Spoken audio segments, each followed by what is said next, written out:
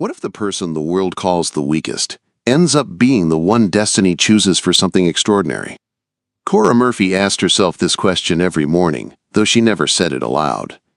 She lived in a small cabin on the edge of the Colorado settlement, where the wind carried both secrets and judgment. Her sisters, Magnolia and Beth, never missed a chance to remind her she was 23 and unmarried, as if that alone was a sin in the frontier world. That Wednesday morning, the parlor of the Murphy cabin was filled with women from the settlement.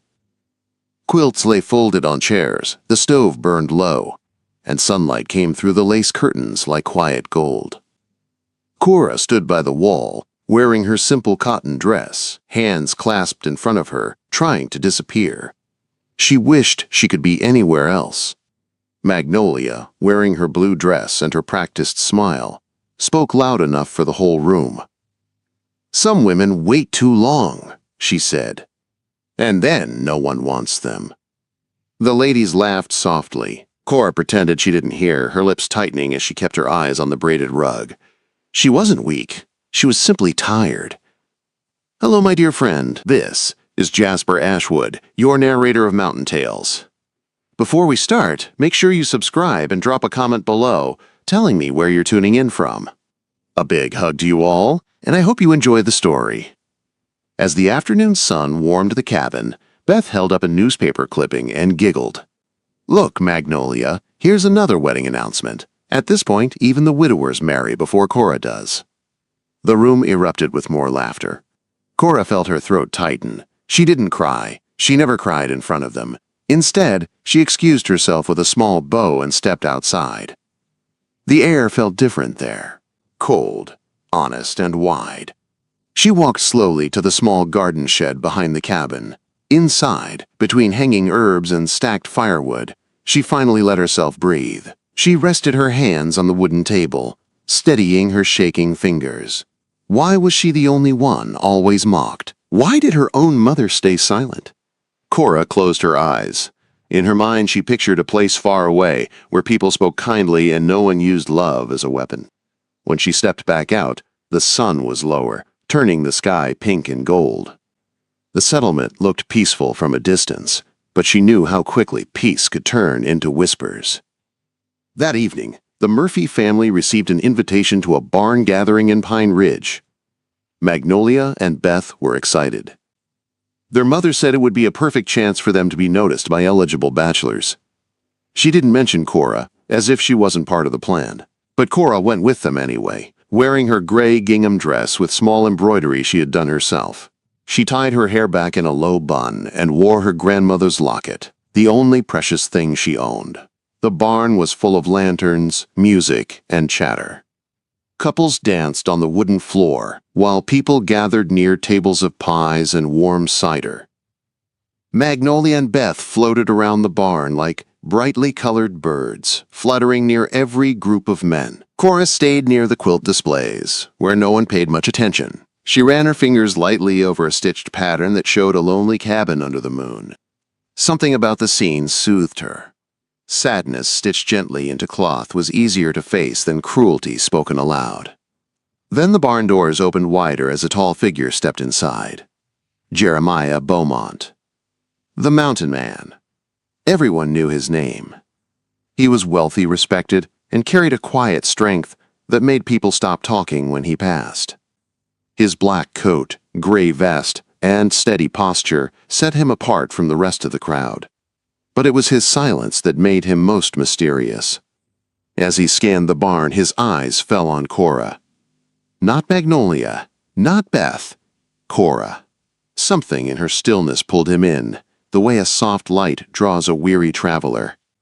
Cora didn't notice him until he stood near her, his presence warm and calm like a small fire in winter. "That is a fine piece," he said in a deep voice. "But I see you're looking at it differently than most." Cora looked up slowly. She blinked, surprised someone like him spoke to someone like her. "It's the feeling it gives," she said. "Something gentle, something longing. I like when things feel true." Jeremiah nodded, as if he understood exactly what she meant.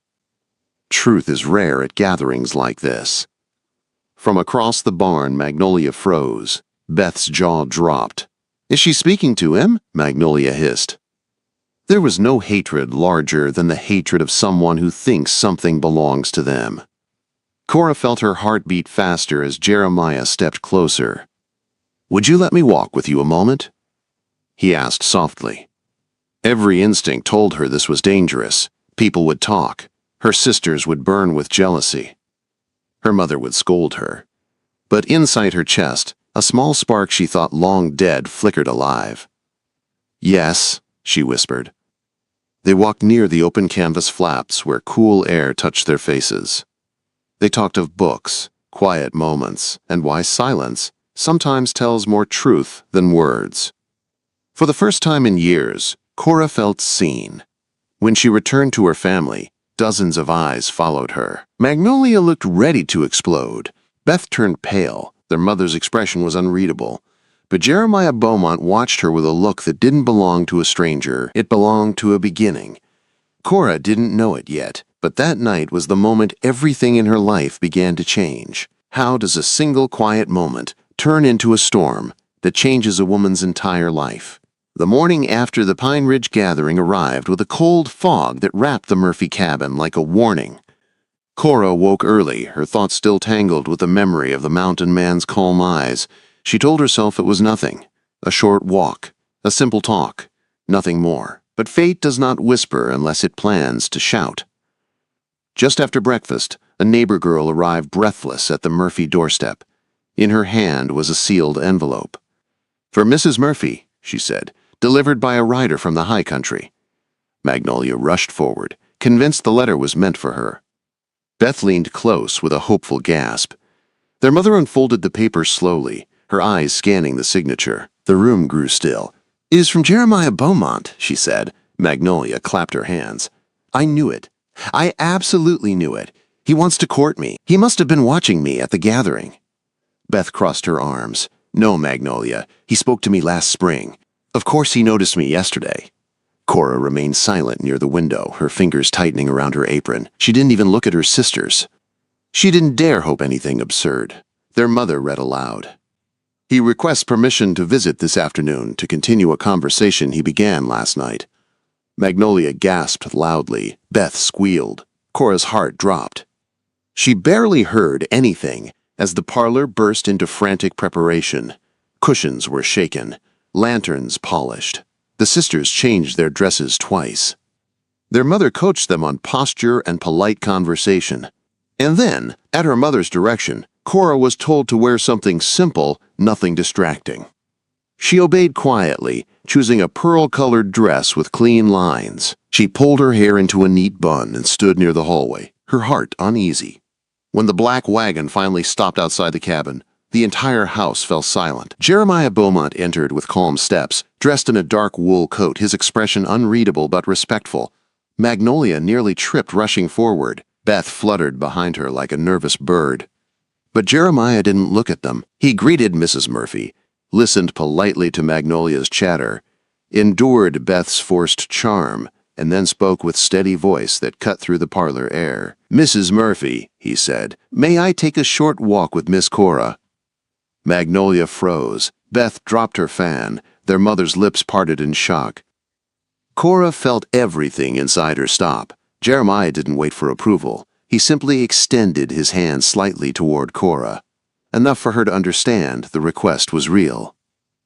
She followed him outside into the small kitchen garden, where dried leaves rustled under their boots. The sky hung low and gray. Jeremiah faced her fully. A seriousness darker than the clouds lay in his eyes. "I came because I want to offer something unusual," he said. Cora gripped her hands together. "Unusual? My Aunt Sarah lives with me at the homestead. She is aging and needs company. She asked for someone gentle, someone thoughtful. I thought of you." Cora blinked. "You want me to care for her?" "Yes," he said, voice steady, "but not only for her." She stared at him, confused. Jeremiah's gaze softened. "I want to know you better, Miss Cora, not through stolen moments or rushed conversations. Through real days, real quiet, real truth." Cora's breath trembled. "This is not a common offer." "Neither are you," he answered. Her heart pounded so loudly she feared he might hear it. She wasn't used to being chosen. She wasn't used to being seen. "I don't know what to say," she whispered. "You don't have to decide now," he replied. "I will speak to your mother. If you accept, my homestead will be a safe place for you, a place to breathe." They returned inside, and within minutes Mrs. Murphy had agreed to everything, practically shoving Cora into a future she barely understood. In 2 days' time, she was leaving. Magnolia stormed to her room, slamming the door so hard the house shook. Beth cried into her handkerchief. Their mother simply nodded, pretending this was a logical arrangement, though shock flickered in her eyes. Cora didn't sleep that night. She stood at her window, watching mist settle over the settlement, wondering why she, who had been overlooked her entire life, had been chosen for something that felt too fragile to believe. 2 days later, she climbed into Jeremiah Beaumont's wagon, wearing a gray wool coat and carrying only 2 dresses, a worn poetry book, and her grandmother's locket. The trail to the mountains was long and quiet. Pine trees rose like watchful guardians, and cold air swept through the narrow path. When they reached the homestead, Cora's breath caught. It stood tall and strong, made of stone and timber, with wide windows that looked out to endless pines. It wasn't just a home, it was a world. A tall woman in black velvet appeared at the doorway. "I'm Miss Sarah Beaumont," she said with a firm but kind voice. "Welcome, my dear." Quote. Cora followed her through hallways lined with oil lamps and old portraits. Her room was simple but warm, with a fireplace and soft curtains that swayed with the breeze. That first night, Cora lay awake listening to the silence. A mountain silence. A new beginning. A dangerous beginning. For in that house lived a man who carried heavy shadows. A man who had chosen her without explanation. A man she didn't understand, but who looked at her as if she mattered. And fate never chooses without reason. What happens when the truth you've been running from finally looks you in the eyes? Cora had been at the Beaumont homestead for several weeks, and every day felt like a small step into a world she wasn't sure she deserved. Miss Sarah treated her with quiet affection. The house felt calmer. Even the garden seemed to breathe differently when she walked through it. But Jeremiah, he was a mystery wrapped in silence. He appeared in the hallways without warning. He greeted her politely, but distantly at meals. Sometimes their eyes met in passing, and for a brief second, Cora felt something warm spark between them. Other times, he disappeared for hours, leaving behind only the echo of his boots on the wooden floor.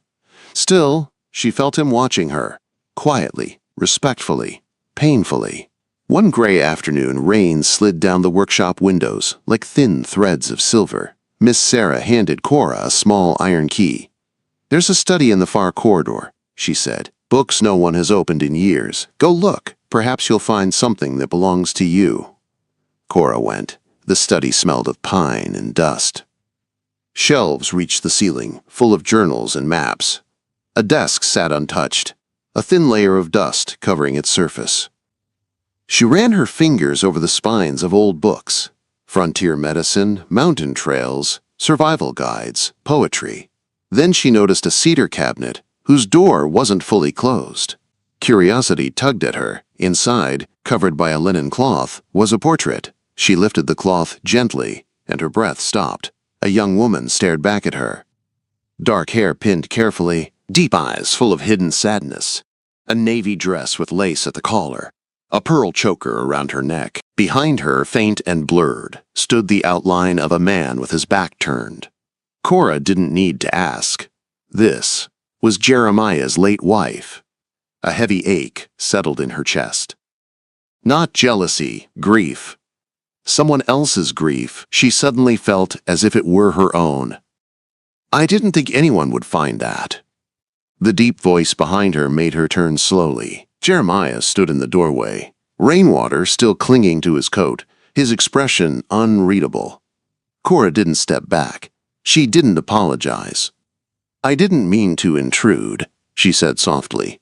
"You didn't," he replied. His eyes went to the portrait, and something in him broke. Quietly, invisibly. He walked toward it and closed the cabinet door with a slow, deliberate motion. Did you love her? Cora asked, surprising herself. Jeremiah's jaw tightened. It's a simple question, he said quietly, but a complicated answer. Cora waited, not moving. She was sick from the beginning, he said. I didn't know it when I married her. Later, I stayed to protect her. I offered love she never asked for and never returned. Pain flickered across his face. She died in this house, he whispered. And I wasn't there. I left the night before because I couldn't watch her fade. Cora felt the weight of his confession settle between them like cold fog. Jeremiah finally looked at her. I hope you didn't come here thinking you could replace her. No one can fill a place that doesn't belong to them. The words landed like a blow, but Cora's eyes didn't waver. I didn't come to replace anyone, she said. I came because you asked. Nothing more. Jeremiah's expression hardened, not in anger but in fear. He turned and walked away before she could say anything else. That night, Cora lay awake staring at the ceiling. She understood him now, a man who had built walls not to keep people out, but to keep grief in. Days passed softly. Cora worked beside Miss Sarah, organized the workshop, tended to the garden. But something had shifted. When Jeremiah passed her in the hallway, he hesitated. His footsteps slowed. His eyes lingered longer than before. And yet, he didn't speak. He didn't dare. Until the day everything fell apart. Late one afternoon, the housekeeper rushed to her side. Miss Cora, the Murphy sisters are here. They demand to see you. Cora felt her blood run cold. Magnolia and Beth stood in the main parlor, dressed in their finest clothes, expressions twisted with spite. Miss Sarah sat nearby with a stiff posture, her eyes sharp as knives. Magnolia didn't waste a second. How convenient your stay has become, dear sister, she said with a poisonous smile. A rich homestead, attention, a widowed mountain man. You've been busy. Beth added, what did you tell him? That you're innocent? Sweet? Helpless? You fooled everyone.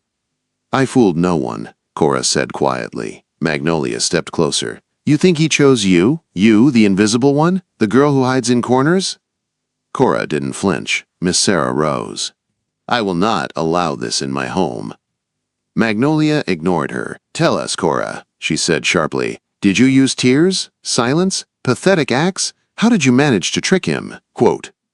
Before Cora could answer, the front door opened. Jeremiah stepped inside. His expression turned cold as winter. Enough, he said. Magnolia turned pale. Beth froze. Jeremiah walked straight to Cora and placed himself between her and her sisters. You will leave, he said to them. Now, there will be no more insults under my roof. You're choosing her over us? Magnolia snapped. I am protecting the peace of a woman I respect, Jeremiah replied. His voice didn't rise, but it didn't need to. The room shook with it. Beth grabbed Magnolia's arm, and the sisters left in furious silence. But Cora's dignity had already been wounded. Jeremiah's protection came too late to erase the sting of their cruelty. That night, she packed her small satchel, folded her dresses carefully, and wrote a short note. Before dawn, she left the homestead in a hired wagon.